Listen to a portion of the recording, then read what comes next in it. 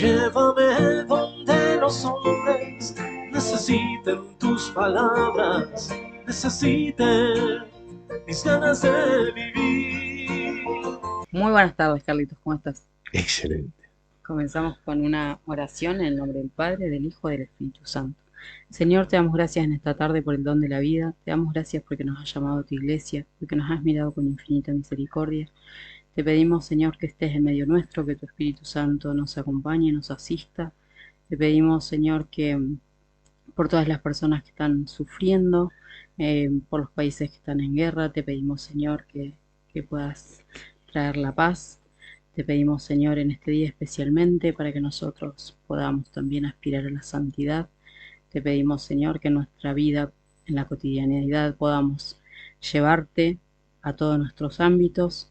Te pedimos, Señor, que podamos sufrir con paciencia. Te pedimos, Señor, que aspiremos siempre a este reino que se nos ha prometido. Te pedimos también que en esta tarde tu Espíritu Santo sea el dulce huésped de nuestra alma. Todo te lo pedimos en nombre de tu Hijo Jesucristo, nuestro Señor, y comenzamos en el nombre del Padre, del Hijo y del Espíritu Santo. Amén. Muy bien. Y mientras te escuchaba esta invocación al Espíritu Santo tan bonita, se me venía este, eh, indefectiblemente, no había manera que no se me venga, este tema de eh, volvemos a darle gracias a Marina, que siempre Siempre nos prepara un tecito y nos pone el Muchas tecito ahí. gracias. Gracias, Marina, muy amable. Se me venía un poquito el tema del sínodo, ¿no? Y hay veces que, bueno, es bueno podría entender qué significa un sínodo, ¿eh?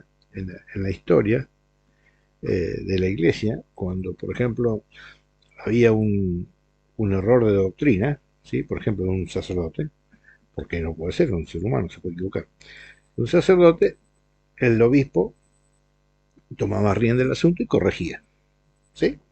Porque en definitiva el obispo es es el principal defensor de la doctrina de la iglesia.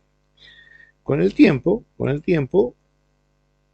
cuando no se podía llegar a una conclusión adecuada, que sí, estaban los arzobispos, que podían definir el tema. Luego se hacía, si subsistía el problema, se hacían una especie de sínodos regionales, donde se juntaban los obispos de la región, de ahí ponían el tema en el tapete, inspirado por lo mismo que lo que acabamos de vivir. Inspirado por entonces el Espíritu Santo iba y ponía luz sobre esa situación. Ya con el tiempo, se formaron, bueno, los sínodos más generales, como por ejemplo, que si bien la cantidad de gente por ahí no era significativa con respecto a la totalidad de la iglesia, fue un sínodo de la iglesia católica, de la iglesia universal. Estaban representados los 5 continentes, eh, obispos de todos lados, o sea, un sínodo hecho y derecho. ¿Y por qué se hace un sínodo? Un sínodo no se hace para juntarnos a charlar simplemente, sino que hay un problema, ¿sí? No sé si problema, pero hay cuestiones.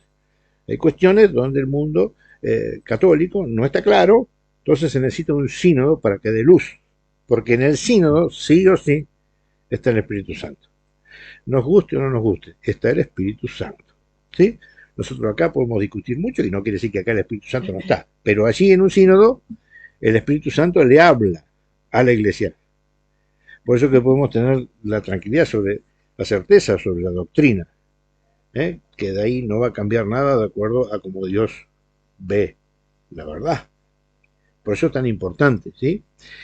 ¿Y por qué digo esto? Porque justamente lo que vamos a hablar hoy es el dogma de María, Madre de Dios.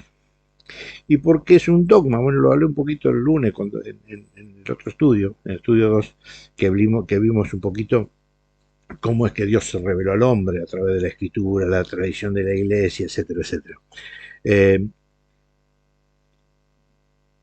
Entonces, fíjate vos, ¿por qué la iglesia tuvo que, o sea, el pueblo católico siempre supo que María era madre de Dios? Siempre, desde el principio. Y fíjense que este dogma recién la iglesia lo va a definir en un concilio, igual que de otra manera, obviamente, cada cosa en su tiempo. Concilio de Obispo, en el año 431 en el concilio de Efeso. ¿Y por qué? ¿Por qué fue necesario? ¿Por qué? Porque no todo el pueblo de Dios creía que María era madre de Dios. Contanos qué es un dogma. El dogma es una verdad revelada por Dios a la iglesia, que el fiel tiene la obligación, ¿sí?, de creerla. O sea, hay verdades de fe que no son dogma y todo el mundo cree. Por ejemplo, la resurrección de Cristo no es dogma. ¿Por qué? Porque no hace falta que sea dogma, no hace falta que la iglesia la declare dogma, porque todo el mundo creemos en eso, ¿sí? Todo el pueblo cristiano, sea católico o no católico, cree en eso, no hace falta nada. Pero en el caso de María y tantos otros dogmas, sí. Entonces hubo necesidad de, de convocar a un concilio, y entre otras tantas cosas, creo que este era lo más importante. Había una corriente, una herejía dentro de la iglesia, que era el nestorianismo, que proponía otras cuestiones, y justamente no precisamente aceptar que María era la madre de Dios. Creían que María era la madre de Jesús, y no creían que Jesús era Dios. Entonces había un gran problema. La iglesia tenía que definirse. ¿Y definirse por qué? ¿Porque hay un montón de obispos que creían otra cosa? No, porque esto no se trata de la cantidad. Se trata del Espíritu Santo. Porque yo escucho el Espíritu Santo y lo metemos en tantos lugares. Vos podés tener el discernimiento enfocado al Espíritu Santo o de otro espíritu. Y esto es una cosa muy seria. Por ejemplo, miren, antes que esto, o sea, unos 100 y pico años antes que este concilio, en la iglesia había una herejía que se llama el arrianismo. El arrianismo no creía que Jesús era Dios. Y el 98%, inclusive el Papa, de los obispos católicos eran arrianos. Pero había uno, San Atanasio, que él, mira, yo lo escuchaba recién a las chicas en el programa anterior, que decía tantos santos que han sido exiliados, que han sido lastimados, que han sido perseguidos. Por eso que la palabra de Dios, felices aquellos, ¿sí?, que son perseguidos, ¿sí? Siempre hay que ser feliz, porque en la persecución te está dando cuenta que llevas a Dios. Nadie persigue, a causa de mi nombre. A causa de mi nombre. A nadie en la iglesia lo persiguen porque es bonito. No. Te persiguen cuando vos te mantenés en la doctrina de Dios. Porque el que persigue es el demonio. Cristo no persigue a nadie. El que tiene a Cristo no tiene forma de perseguir. Pero, no, déjame terminar esto, porque si no vamos a terminar con esto y no vamos a olvidar el dogma de María Madre, porque este es un tema que ya lo vamos a ver bien. No bien, sino lo vamos a desarrollar solo. Después vas a querer que te lo diga y yo me lo habré olvidado. Dale, ya me lo habré olvidado, porque pasa. Bueno, como la tribuna acá dice que lo diga, bueno, vamos. Esto es un concilio, concilio. Estamos escuchando el Espíritu Santo. Es algo muy bonito que viene a colación con respecto a esto, ¿no?, de la persecución, porque el otro día escuchaba que el enemigo no ataca, un ladrón no va a robar una casa que está vacía, nunca. Entonces, ¿qué pasa? Entra a una casa que tiene algo bueno para robarle. Entonces, eso tiene que consolarnos, ¿no? Valió la pena, persiguen, ¿no? Valió la pena. Algo bueno estás haciendo. Sí, excelente. Ahí está. Y bueno, y este es el problema. Un concilio es para dar luz. No hay que tener miedo a los concilios. ¿Entendés? Yo estaba bastante preocupado, sinceramente, por este concilio. Porque el Espíritu Santo, o sea, la iglesia no es una institución humana, por eso que existe, porque es una institución divina. Y bueno, y uno va aprendiendo y cada vez va profundizando más su creencia, ¿no? Y sin embargo, tantas muestras que Dios nos ha dado de que existe, ¿no? Esta es una más.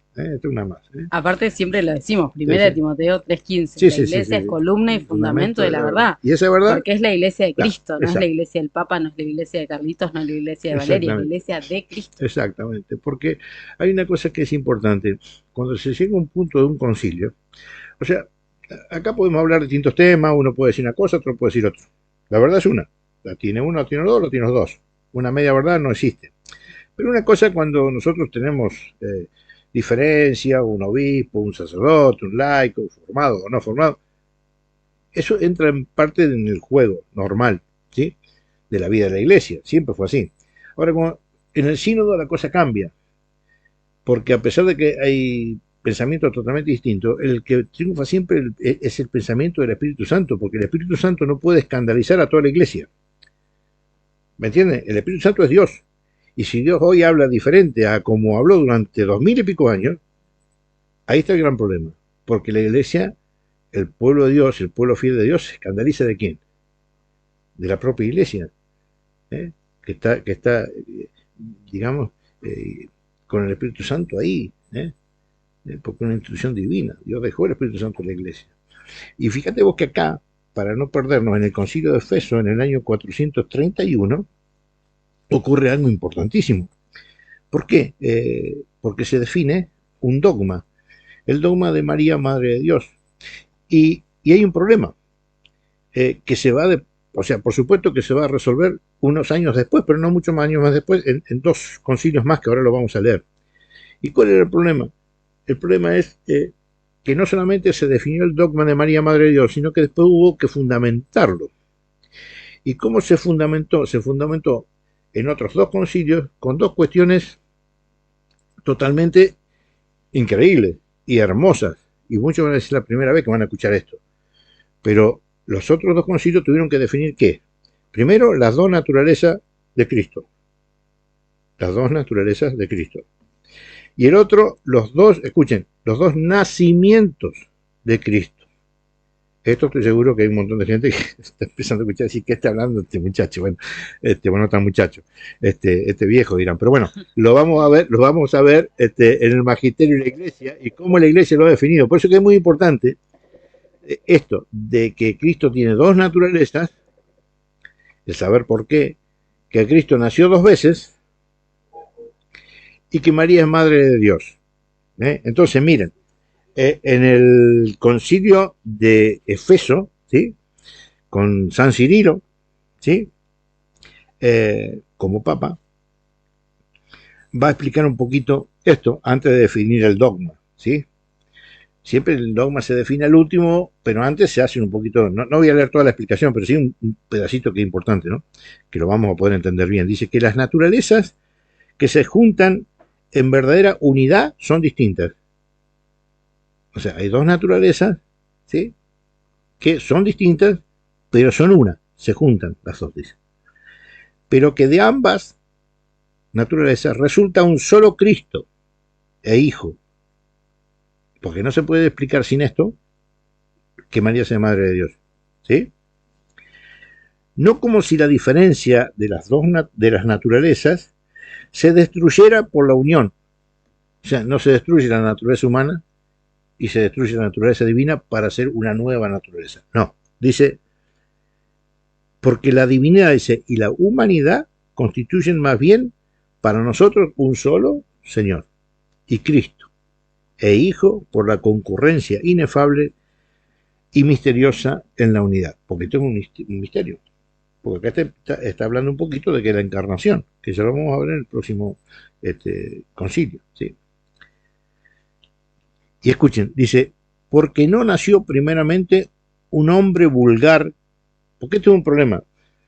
Fíjense una cosa, vieron que hablamos el otro día que por qué el protestante a veces no niega a María, porque no puede conocer, porque no puede llegar a entenderla en la escritura, porque hace una interpretación propia de la escritura. ¿Sí? Entonces hay un gran problema. ¿Y cuál es el problema que ellos dicen? No. El problema es que María tuvo a Jesús, y después Dios le mandó el Espíritu a Jesús y ahí es Dios. No es así. No es así. Es de la manera que yo voy a leer ahora. ¿Sí? Y después lo vamos a ver con la escritura, que es lo más bonito. Porque en la escritura tenemos un montón de material que creo que vamos a tener tiempo para poder explicarlo, ¿no? Pero miren lo que va a decir. Porque no nació primeramente un hombre vulgar de la Santa Misa, de la Santa Virgen, cualquier hombre, y luego descendió sobre él el Verbo. Sino que, unidos desde el seno materno, se dice que se sometió a nacimiento carnal, porque ya existía, que ahora lo vamos a ver, se sometió a nacimiento carnal, o sea que ya existía, ya había nacido antes, ¿ok? Como que nace suyo el nacimiento de la propia carne, porque Cristo, antes de encarnarse María, que era espíritu, igual que el Padre, igual que el Espíritu Santo, pero ya era hijo, ¿ok? De esta manera, dice, los santos padres no tuvieron inconvenientes, mira, en llamar Madre de Dios a la Santa Virgen. Ya lo entendían, era clarísimo. Pero sobre este aspecto que estamos viendo ahora, van a seguir luego habiendo dudas. Entonces, no solamente hubo que definir el dogma, que lo vamos a leer ahora, de María Madre, sino también hubo que definir el dogma de las dos naturalezas de Cristo y el dogma de los dos nacimientos de Cristo, para que esto quedara cerrado. Por eso es que estos dos dogmas que vamos a ver están unidos íntimamente al dogma de María Madre de Dios, ¿sí? Y el dogma, miren, como siempre se han definido, dice que si alguno no confiesa, o sea, por eso que el dogma estamos obligados a creerlo y a confesarlo. No podemos decir, no, yo me gusta esto o lo otro. No, no estás obligado. Por eso que siempre la Iglesia definió esto. Si alguno no confiesa que Dios es según verdad el Emmanuel, y que por eso la Santa Virgen es Madre de Dios, pues dio luz carnalmente al Verbo de Dios hecho carne, sea anatema, maldito, excomulgado. O sea, todo católico está obligado, porque es un dogma, a creer en María. Y así lo hacemos, ¿sí? Pero fíjense una cosa muy bonita, que luego, acá hablamos en el año 431, Concilio de Efeso, ¿sí? El Papa León I, el Magno, en el año 451, o sea, casi 120 años luego, posterior, 120 años justos, ¿sí?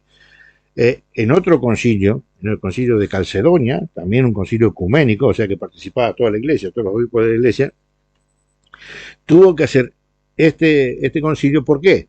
Porque había otra herejía. Al principio, la que vimos recién, el nestorianismo. Ahora el monofisismo. ¿Qué decía el monofisismo? Que solamente Jesús, Dios, tenía una sola naturaleza, no dos. Entonces hubo que definir el dogma y argumentarlo. Y esto muy lindo, se lo voy a leer porque es hermoso. Miren lo que va a decir. Siguiendo pues a los santos padres, todos a una voz enseñaron que ha de confesarse a un solo y el mismo Hijo. Uno solo. Nuestro Señor Jesucristo. El mismo perfecto en divinidad, y escuchen, y el mismo perfecto en humanidad. Dios verdaderamente y el mismo verdaderamente hombre, de alma racional y de cuerpo. Escuchad, consustancial con el Padre en cuanto a divinidad, y el mismo consustancial con nosotros en cuanto a la humanidad. Porque María es uno de nosotros, es hombre, ¿eh? Hombre, en el sentido de varón, mujer, ¿no? Y acaba de decir una cosa importantísima, que va a marcar cuál es la única diferencia que había entre Jesús y nosotros, semejante en todo, menos dice en el pecado. Eso lo pueden buscar en la Escritura, en Hebreos 4, versículo 15, ahí lo pueden leer, es clarísimo. Y fíjense una cosa, que acaba de decir lo que yo voy a explicar después en el otro dogma. Pero en el otro dogma todavía teníamos un problema donde hubo que definirlo también.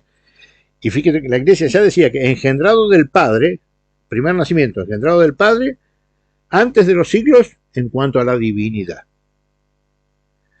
Y él mismo, en los últimos días, engendrado en los últimos días, en estos tiempos, por nosotros y por nuestra salvación, engendrado de María Virgen, Madre de Dios, en cuanto a la humanidad, que se ha de reconocer a un solo y el mismo Cristo, Hijo Señor, unigénito en dos naturalezas, sin confusión, sin cambio, sin división, sin separación. Eso se llama unión hipostática. Una persona, dos naturalezas. Bueno, y así dice, acá marqué esto porque es importante, así pues dice, después que con toda exactitud y cuidado en todos sus aspectos fue por nosotros redactada esta fórmula, definió el Santo y Ecuménico Concilio que a nadie será lícito profesar otra fe. Este es el dogma, la definición del dogma. A nadie le es lícito profesar otra fe, ni siquiera escribirla o componerla, ni sentirla, ni enseñarla a los demás. O sea que esto de que Cristo tenía dos naturalezas, dogma, hay que creer. Pero no alcanzó con esto. No alcanzó. Somos bastante duros. Dura cerviz, dice la Escritura. Somos de dura cerviz. No alcanzó. Entonces, fíjate vos que en el año, vimos en el año 531. No, a ver, no quiero mentir por no mirar. 431, Concilio de Efeso. 451, el de Calcedonia. Y este es el 553, o sea, cada 100 años hubo que reunir un concilio para definir este tipo de cuestiones. ¿Y qué se define? Por supuesto, este fue un concilio importante con el Papa Vigilio, el concilio el segundo de Constantinopla. Y va a decir lo siguiente, la definición, ¿no? Escuchen. Para aquellos que la primera vez que lo escucharon dijeron, este tipo está loco. Bueno, no. Bueno, acá vamos a tener que hacer una queja a otro lado, no a mí. Pero miren lo que dice. Si alguno no confiesa que hay dos nacimientos de Dios Verbo, uno del Padre, antes de los siglos, lo que leímos recién, sin tiempo e incorporalmente, otro en los últimos días, como el mismo bajó de los cielos y se encarnó en la santa, gloriosa Madre de Dios y siempre Virgen María, y nació de ella, o sea que nació Dios de ella, ese tal sea anatema. Maldito, comulgado. Esto es tremendo. Entonces, mira, acá hay una pregunta. Y clarísimo. ¿Lo repetimos de nuevo? Sí, por favor, repetir otra Muy vez. bien. En el segundo concilio de Constantinopla, el Papa era en ese momento Vigilio, y estamos hablando del año 553 de la era cristiana, obviamente. En el canon 2 ¿cómo se llama? ¿Cómo es cuando hacen el resumen completo? Bueno, la presentación del final del concilio, sí, dice, si alguno no confiesa, o sea que hay que confesarlo, si alguno no confiesa que hay dos nacimientos de Dios Verbo, o sea, de Cristo, el Hijo, uno del Padre, antes de los siglos, sin tiempo e incorporalmente, ¿sí? Otro en los últimos días, cuando Él mismo bajó de los cielos y se encarnó de la santa, gloriosa Madre de Dios y siempre Virgen María. Y nació de ella, o sea, el Verbo nació de ella, o sea que nació Dios de ella, ese tal sea anatema. Ahí se me viene un poco el Génesis, ¿no? Cuando dice la palabra era Dios y la palabra estaba con Dios. Claro, sí, eso lo dice Sí, Juan ¿no? 1. Juan 1.1 Sí, y sí, pero en la se creación, refiere al claro, principio, al exacto. principio, En el principio existía claro. la palabra, La la palabra era palabra Dios, estaba, era Dios y estaba con Dios. estaba O sea que habla de con dos Dios, personas ya Dios, distintas, o sí. sea, dos diferentes. O sea, dos personas, Sí, dos un personas, un Dios, Dios. y cuando te vas al Génesis capítulo 1, ves que aparte del Verbo y aparte de Dios, estaba ¿quién? El El Espíritu espíritu Santo. que aleteaba O sobre las sea que la aguas. Trinidad, Eso. porque vos tenés un solo Dios, tres personas, ¿sí? Bueno, eso todo se hizo en función de la Trinidad. Por más que lo dice la palabra, por más que Dios sea el Dios creador, por más que el Espíritu Santo sea el que santifica la iglesia, cada uno en su En su divinidad. como persona, son tres personas diferentes, ¿sí? Son tres personas diferentes, un solo Dios, ¿sí? Bueno, eso ya existía al principio. Y bueno, y eso es un poquito lo que ha tratado de dejar claro todo esto. Entonces acá yo anoté esto porque me pareció importantísimo y se lo voy a leer tal cual porque no quiero perderme ninguna palabrita, porque dice, no, acá tenemos que hacer una pregunta. Porque no es lo mismo. Yo escucho hoy católicos que dicen, pero ¿por qué estás tan, ¿cómo se llama? Compenetrado en explicar que María no tuvo más hijos. Tan fanatizado. Claro, tan fanatizado para explicar que María no tuvo más hijos. Y yo los miro a veces con lástima. Y yo, pero ¿cuánta falta de formación? Porque si vos crees que María tuvo más hijos, estás creyendo en un Dios que no es Dios. Tu Dios no es Dios. Porque la iglesia siempre ha definido como dogma, porque después vamos a ver el dogma, el que sigue, del dogma de María siempre virgen. Sí, lo tenemos que creer. Entonces, vos tenés que creer, si vos sos católico, ¿sí? El dogma de María siempre virgen, lo tenés que creer. ¿Por qué? Porque si vos no crees eso, en el fondo no estás creyendo que ese Jesús sea hijo de Dios.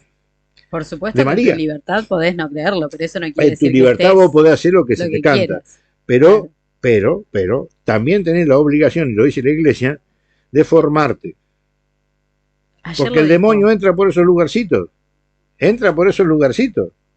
Y esto que vos decís, que han surgido en distintas épocas, también pasa hoy.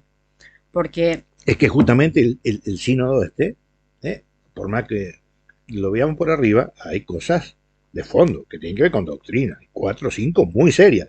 Y fíjate vos que prácticamente no salieron. En el signo, vos lees el resumen, prácticamente no están. ¿Por qué? Porque no son cosas para poner en tela de juicio, porque ya están definidas. ¿Me entendés? El pueblo se puede equivocar, el pueblo puede estar dando vueltas, puede haber obispos que una cosa que la otra, todo bien. Pero a la hora del sínodo, donde empieza a tejer las cosas el Espíritu Santo, real, en su iglesia la cosa cambia. No sé si era eso lo que a dónde ibas. Sí, sí, que está buenísimo, porque lo que hablábamos recién de esto, aparte, una cosa que tenemos que saber, que el Espíritu Santo no se equivoca, no se dice y se desdice, Nunca. no, No nunca. hay un Espíritu Santo Nosotros viejo. sí, porque Nosotros somos queremos. seres Lo que pasa es que hoy en la humanos. iglesia se cree, por ejemplo, que estos concilios, acá estamos hablando del año 400. No, eso es viejo, no, eso no es viejo, eso es tal cual. Eso es tal cual, porque el Espíritu Santo no tiene tiempo. No es extemporáneo. Lo que somos extemporáneos somos nosotros. Pero el Espíritu Santo no. Lo que habló el Espíritu Santo en el año 50, en el año 100, en el año 2000, es el mismo Espíritu Santo, el mismo. No tiene ni un año más ni un año menos. El Espíritu Santo no tiene tiempo, es Dios. ¿Eh? Y lo que habla ahora también. Claro. Entonces vos fíjate una cosa, y yo hice esta pregunta porque es hermoso. Mirá, fíjate esta pregunta. Después de lo que leímos, ¿no? Después, o sea, nos hacemos una pregunta nosotros internamente. Después de esto que yo leí, te haces una pregunta personal y decís, ¿era necesario definir ese dogma? ¿Era necesario que la iglesia haga todo ese movimiento de juntar a todos los obispos para tratar estos temas? Claramente que sí, claramente que sí. Eh, Porque justamente lo que estaba en tela de juicio, por Nestorio, que era la divinidad de Cristo.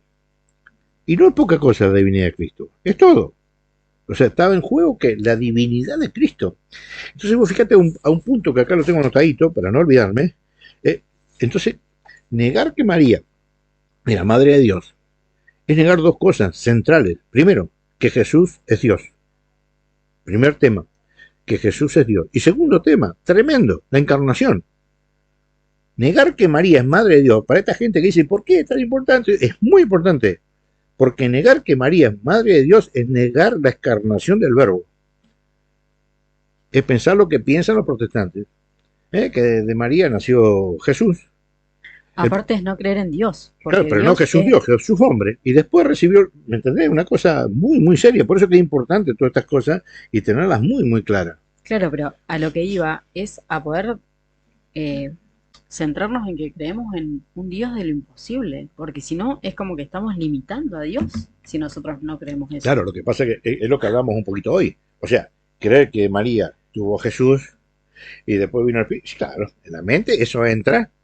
En la mente nuestra eso entra, es aceptable, lo podemos razonar. Ahora, que venga el Espíritu Santo, que conciba a María y que el que nace de María sea Dios, es un problema. Porque hay que reconocer ahí que María es Madre de Dios. Claro. Y el problema de todo esto no es tanto las primeras Lutero y eso, porque Lutero todas estas cosas creía. Sí, lo creí. Sí, pero hoy no. Hoy ya no se cree. Hoy no vas a encontrar, y estoy hablando de sectas cristianas. Ninguna te va a decir que María es Madre de Dios. Pero se lo podemos demostrar re fácil. Que eso es lo que nos vamos a hacer ahora.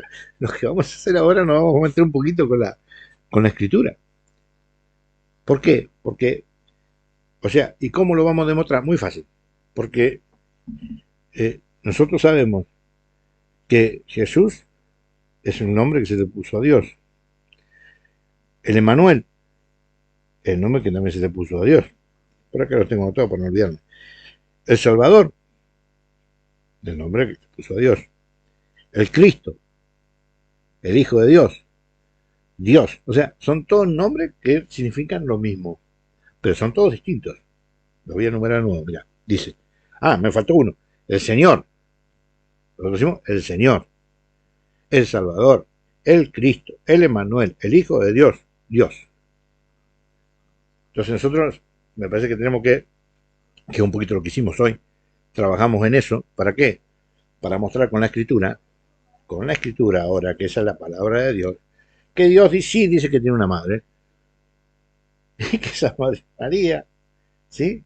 Y en todos estos sinónimos que hemos dicho, que son todos los que hay que se refieren al mismo Dios, Jesús, el Emmanuel, etcétera, etcétera, en todos en la Escritura vamos a encontrar que María es la madre de cada uno de esos, con esos nombres exactos. Que María es madre de Jesús, que María es madre del Señor, que María es madre de Cristo, que María es madre de Manuel, que María es madre del Salvador y que María es madre del Hijo de Dios.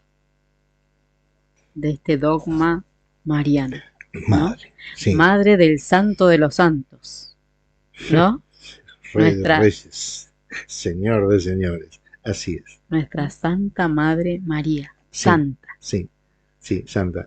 Miren, vamos a ver en la Escritura, donde la Escritura nos va a decir que María es madre de todas estas personas, que son la misma.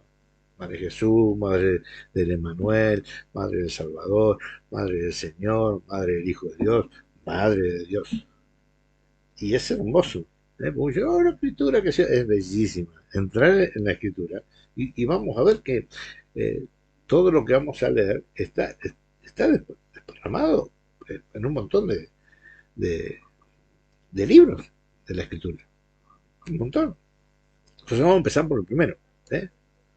Qué bueno si esto ya lo sabés, ¿no? Porque uno por ahí habla y qué bueno que haya un montón de hermanos que puedan saber todo esto, ¿no? Lo importante Y es sería poder muy- y sería muy hablarlo importante. y ayudar por ahí al que Sería no muy lo sabe. importante. Sí, sería muy importante porque cuando vos sabés, no hace falta meter tu opinión. Que ese es el problema.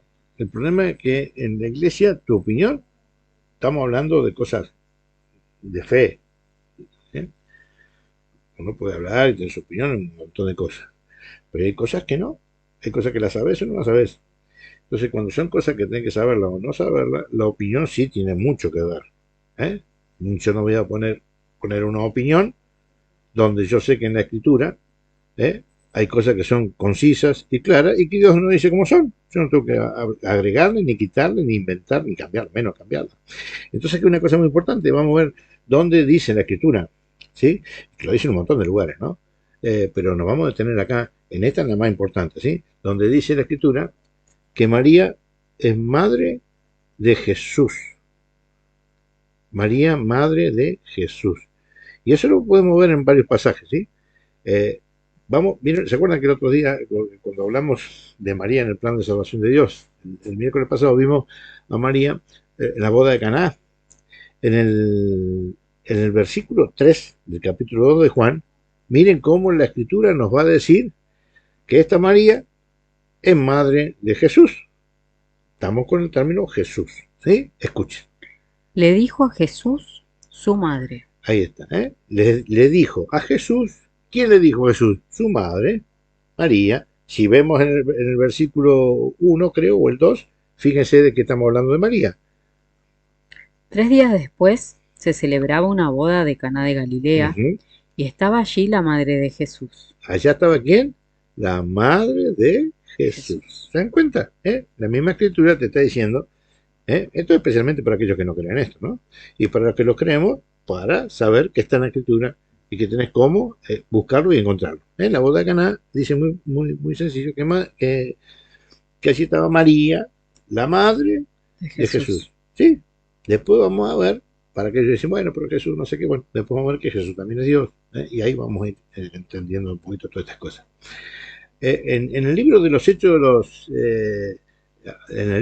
de los Apóstoles, ¿sí? En el capítulo 1, versículo 14, vamos a ver que todos los discípulos estaban esperando ¿a quién? Estaban esperando al Espíritu Santo, ¿sí? Estaban todos reunidos, ¿sí? Dice que estaban en alabanza, perseverando en la oración, etcétera, etcétera. Y estaban los 12 apóstoles acompañados por algunas mujeres, pero había una en especial. Fíjese cómo lo dice. Todos ellos perseveraban en la oración con un mismo espíritu en compañía de algunas mujeres. Algunas mujeres, o sea, en general. Y no eran mujeres no importantes, porque ahí estaba María Magdalena, estaba María, la hermana de la Virgen María, pero va a haber una persona muy especial. Y fíjense cómo la Biblia se encarga de poner, de decir quién era y el título que tenía. ¿Sí? En compañía de algunas mujeres y de María, la madre de Jesús. Compañía de algunas mujeres y María, la madre de Jesús. ¿Estamos? Ahora nos vamos acercando un poquito, vamos a ir profundizando para ver que este Jesús es Dios. Es importante. Entonces, bueno, vamos a irnos entonces al Evangelio ahora de Lucas. Lucas 1:31. ¿Mm? En Lucas 1:31, aquí nos va a definir perfectamente bien que este Jesús, ¿sí?, era una persona importante, que iba a ser importante, ¿eh?, para todos. Y fíjense cómo ya en todo este pasaje del versículo 26 en adelante, que es la anunciación del ángel a María, fíjense cómo especialmente en el versículo 31 va a decir algo importante, muy importante. Vas a concebir en tu seno y a dar a luz un hijo. Vas a concebir en tu seno y a dar a luz un hijo. Vamos a ver quién es este hijo. A quien pondrás por nombre Jesús. Fíjense, ese hijo se va a llamar como Jesús. Y vamos a ver quién es este Jesús. Él será grande, le llamarán Hijo del Altísimo. Miren, Hijo del Altísimo, Hijo de Dios. O sea que María parió a Jesús, va a parir a Jesús, y ese Jesús es hijo también de quién, del Altísimo. Esto es muy importante, ¿sí? Porque después vamos a ver en otro momento María esposa, madre, lo vamos a ver, ¿no? Porque en realidad María es hija de Dios, esposa del Espíritu Santo, y por tanto es esposa de Dios, y por tanto es madre del Hijo de Dios, que es Jesús. Es bellísimo. Y nosotros creemos en eso, por eso que tenemos una familia plena, completa. Bueno, ya vimos que María es madre de Jesús, pero a Jesús también le decimos el Señor. Para que no quede duda sobre esto, vamos a ver también un poquito esto, porque en el mismo, ahí mismo, en Lucas, fíjate en el versículo 43, ¿sí?, vamos a ver que acá ya no se le nombra Jesús. O sea, en el versículo 31 le había puesto como nombre Jesús, pero aquí le van a poner otro nombre, que en realidad no es otro nombre, es lo mismo, es un sinónimo, ¿sí? Y fíjense en el versículo 43, qué bonito lo va a explicar la escritura, ¿no? Dale. ¿Cómo así viene a visitarme la madre de mi Señor? Ahí está, fíjense, así en el versículo 42, un poquito antes, llega a visitar María a su Santa prima, Isabel. Santa Isabel. Ella también estaba encinta, ¿sí? ¿De quién? De Juan el Bautista, que es 3 meses más, digamos, más viejo que Jesús, por decir así, allí. Y fíjense qué bonito, porque dice que cuando María llega a saludar, dice que el niño, o sea, Juan el Bautista, se llena el Espíritu Santo, Santa Isabel, y patea al niño, ¿no?, de felicidad. Pero dice que María se llena Santa Isabel se llena de tal grado del Espíritu Santo que exclama en alta voz, ¿sí?, bendita tú entre todas las mujeres y bendito el Hijo. Y luego va a decir esta profesión de fe: ¿cómo es que la madre de mi Señor? ¿Cómo puede ser que mi Señor esté ahí adentro? En otras palabras, ¿cómo puede ser que yo sea tan favorecida de que la madre, la favorecida de las favorecidas, la bienaventurada, la llena de gracia, todo eso, ¿me entendés? Ese que está dentro de su vientre, se presenta ante mí. Es increíble. Por eso que ahí vemos nosotros que María es la madre de, primero, va a ser María, madre de Jesús, sí. Pero ese Jesús también le decimos como el Señor. O sea, Jesús y Señor es lo mismo. ¿Sí? Siguiendo. Bueno, este sí, miren, esto es muy bonito porque hay un capítulo en la escritura que se usa muy poquito, pero dice muchísimo, que es el Evangelio de Mateo. En el capítulo 1 va a hablar de qué, va a hablar de la genealogía de Jesús, ¿sí? Y en esa genealogía de Jesús, no la vamos a leer porque no tenemos tiempo, pero se la voy a explicar un poquito. Él, bueno, va desarrollando la genealogía y ustedes van a fijarse que en esa genealogía habla de los primogénitos, o sea, de los hijos varones que tuvieron otros varones.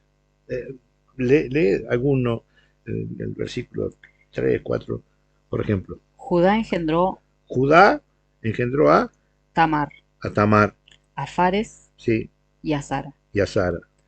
Fares, Fares, siempre el hombre, el primogénito. Fares engendró a Esrón. A Esrón. Esrón Esrón, engendró a Arán. ¿se dan cuenta? Así va toda la genealogía, las 14 generaciones, hasta que va a llegar a José. Pero ustedes van a ver algo muy importante, ¿sí? Porque cuando llegue a José, no va a decir, y José engendró a Jesús. Va como a cortar esta tónica de venir nombrando a los primogénitos, ¿sí? Porque José también fue el primogénito de, de- de Jacob, que era el papá. Y así lo va a decir. Entonces ustedes van a entender perfectamente acá. Primero que, si bien es su papá postizo, por así decirlo, o adoptivo, Jesús de José, no es la genealogía. La genealogía viene de Dios y de María. Entonces fíjense cómo va a cortar esa tónica y fíjense cómo lo va a decir muy, muy bonito. Eso en el versículo 16. Y Jacob engendró a José, el esposo de María. Ahí está. Jacob engendró a José y fíjense cómo automáticamente la escritura salta a el esposo de María. Y fíjense lo que va a decir ahora. De la que nació De la Jesús. cual, de la que nació Jesús, de María. No lo toma a José. A José lo deja a un lado. Esposo de María, de la que nació ¿quién? Jesús, Jesús, escuchen. llamado Cristo. Ajá, fíjense otra cosa más. O sea que ese Jesús, que era el Señor, ahora resulta ser que también es el Cristo. O sea, tenemos a Jesús, Señor. al Señor y Cristo. Y nos olvidamos de una. Nos olvidamos de una que es muy importante, que nos vamos a rebobinar. No, no la vamos a ver, porque esto todo el mundo lo va a entender. ¿Se acuerdan ustedes cuando el Padre en la consagración levanta el pan? ¿Qué decimos cuando estamos arrodillados en la consagración? Señor mío. Señor mío, ese Señor que venimos hablando, Y Dios mío. y Dios mío. O sea que ese Jesús, que es el Señor, que es ese Cristo, también es el Dios. Dios. Bellísimo. Vamos siguiendo un poquito más adelante, porque también lo citan como Emanuel. Y nosotros tenemos que saber que ese Emanuel, ¿quién es? Bueno, eso lo vamos a ver muy fácil porque en Isaías 7, 14, ¿lo puedo buscar? Escuchen. Escuchen qué bonito cómo lo va a decir la escritura. Pues bien. Pues bien, Isaías le está hablando al pueblo. Pues bien, el Señor mismo va a daros una señal. no Isaías, el Señor les va a dar una señal. Vamos a ver cuál es esa señal. Mirad, una doncella está encinta. Una doncella, una virgen, está encinta. Y va a dar a luz. Y va a dar a luz un hijo. Un hijo. Al que pondrá por nombre Emanuel. El Emanuel, el Dios con nosotros. Otro de los sinónimos que encontramos en la escritura. ¿Y qué podemos agregar a esto para que nos quede mucho más claro y que sepamos que es María? Porque acá dice una virgen. ¿O no? Dice una virgen. Concebirá por un lado y dará luz por otro lado a un hijo que le va a poner por nombre Emanuel. ¿Y cómo lo sabemos nosotros que esa señal es María? Muy sencillo. ¿Por qué? Porque José, que era el hijo adoptivo, esposo adoptivo de María, recién vimos en Mateo capítulo 1, versículo 16. Vamos a ver qué dice, continuando el relato es en el versículo 23. Mateo 1, 23. Y ahí vamos a ver perfectamente bien que Isaías, cuando estaba mostrando la señal, ¿sí?, en el Antiguo Testamento, estaba hablando de quién, de María. ¿Por qué? Porque este mismo ángel que se le presenta a María en la Anunciación, también se le va a presentar a quién, a José. Y fíjense lo que les va a decir, le va a confirmar el nacimiento del Mesías, ¿sí?, de la promesa de Isaías. Escuche cómo lo dice. Mateo 1, 23. La Virgen concebirá y dará a luz un hijo. Miren, la Virgen concebirá y dará a luz un hijo. Y le pondrán por nombre Emanuel. Y le pondrá por nombre Emanuel. Sigue. Que traducido significa Dios con nosotros. O sea, fíjese, si lo leen un poquito más adelante, va a decir, José, no temas en quedarte con María, no temas, porque lo que hay en ella es fecundado por el Espíritu Santo. Ella concibió un hijo del Espíritu Santo. Y ese que van a hacer, vos le vas a poner el nombre, porque el hombre ponía el nombre, porque para eso era muy necesario José. Vos le pones por nombre Jesús. ¿Qué Porque dice significa? le pondrán, no dice le pondrá, Sí, sí, exacto, como que la Virgen exacto, estaba sola. exacto. No, no, le Tampoco. pondrán, porque yo lo había elegido para eso. Pero si bien José era justo y no quería que la apedrearan, él la iba a dejar. Se iba a hacer cargo, que la embarazó y se fue. Sin embargo, viene el ángel y dice, no, no, tranquilo, José, tranquilo, tranquilo, tranquilo. ¿eh? Esto es así. En definitiva, que lo que le viene a dar luz, en que esa profecía que todos estaban esperando, ellos eran los protagonistas, especialmente ella, María.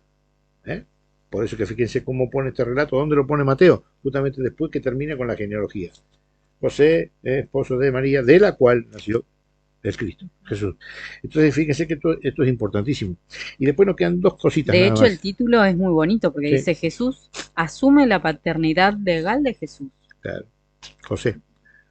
José José. asume la paternidad, exactamente. Sí, el título, bueno, es para orientar, ¿no? No, No, no, no, no, no, no es pero qué palabra de Dios, lindo, pero claro que sí, de importancia con orienta lo que lo que estamos hablando. leímos. Sí, sí, Bien. Y para terminar, dos citas más, dale. donde vamos a ver que ese Dios, que ya sabemos que es Jesús, sabemos que es el Señor, sabemos que es el Emmanuel, y no me quiero olvidar ninguna, y sabemos que es el Cristo, ese también es el Salvador. ¿Y eso dónde lo vamos a ver? En Lucas, en capítulo 2 de Lucas, en el versículo 11, vamos a ver que esta persona especial que estamos viendo, que nació de María, no es más ni menos que quién, el Salvador. Y en el versículo 11 lo vamos a ver muy claro. Miren qué bonito. Os ha nacido hoy en la ciudad de David Os ha nacido hoy en la ciudad de David un Salvador. un Salvador. Un Salvador. Fíjense cómo el relato sigue después de versículo 26 del capítulo 1 de Lucas, sigue todo el relato, ¿cierto?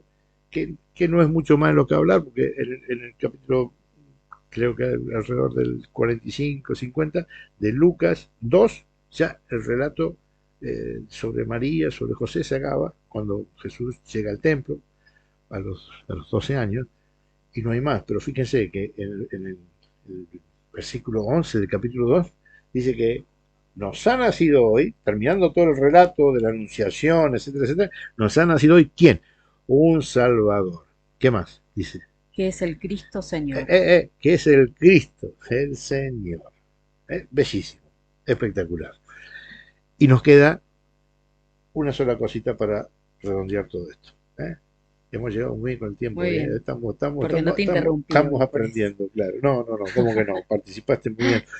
En el capítulo 4 de Gálatas, versículo 4, vamos a ver cómo, cómo en forma tan clara, ¿sí? El Señor nos dice y nos afirma que justamente esto que habíamos hablado hoy eh, de los dos nacimientos de Cristo, del verbo, eh, se va a realizar y lo va a anunciar justamente, no que lo va a anunciar, sino que Pablo lo va a afirmar en este versículo 4 del capítulo 4 de Gálatas. Escuchen. Pero al llegar la plenitud de los tiempos, envió Dios a su Hijo, nacido de mujer. Cuando llegó la plenitud de los tiempos, Envió Dios envió Dios ¿a quién? a su Hijo. A su Hijo. ¿A qué lo envió? A nacer. A nacer. ¿De quién? De mujer. Y ya vimos tantas citas hermosas que sabemos que ese Jesús, su mamá quien es María. Y esa mujer, como lo vimos el otro día, María en el plan de salvación, vemos que cuando la escritura habla de mujer se refiere exclusivamente a María. Lo vimos en Génesis, lo vimos en Apocalipsis, bueno, por un montón de lugares. Y entonces, fíjense, que María es la madre del Hijo de Dios. ¿Por qué? Porque dice que Dios, ¿cómo es? Envió Dios a su Hijo, nacido de mujer. Nacido de mujer. ¿Para qué? Escuchen, que esto es muy bonito. Nacido bajo el régimen de la ley, para rescatar a los que se hallaban sometidos a ella y para que recibiéramos la condición de hijos. Exactamente. A través de María, corredentora, nace el Salvador. Y a través de esa muerte de cruz que el Salvador elige para darnos vida, ¿sí? Nos hace que hijos adoptivos a través del bautismo.